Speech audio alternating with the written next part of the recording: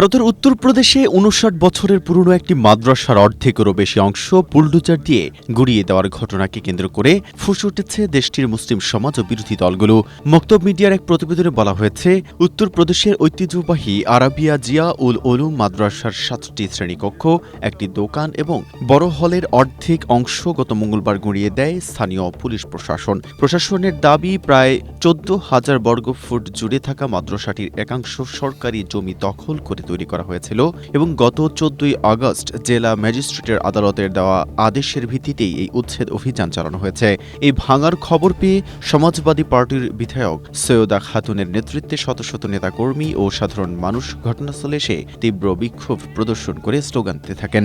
নগদ নিয়ে এলো হার না মানা হার অফার। সর্বনিম্ন ১০,০০০ টাকা রেমিটেন্স নগদে পাঠালে থাকছে স্বর্ণের হার জেতার সুযোগ।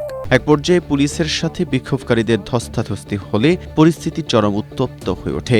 আম আদমি পার্টি এই স্বৈরাচারী বুলডোজার অভিযানকে আম্বেদকরের ধর্মনিরপেক্ষ সংবিধানের ওপর আঘাত এবং সম্পূর্ণ অসাংবিধানিক বলে তীব্র ক্ষোভ প্রকাশ করেছে। কংগ্রেসের নেতা জাভেদ আশরাফ খান এই ঘটনাকে মুসলিমদের বিরুদ্ধে বিজেপির প্রকাশ্য ঘৃণার এজেন্ডা হিসেবে আখ্যায়িত করে সুপ্রিম কোর্টের সরাসরি হস্তক্ষেপ দাবি করেছেন।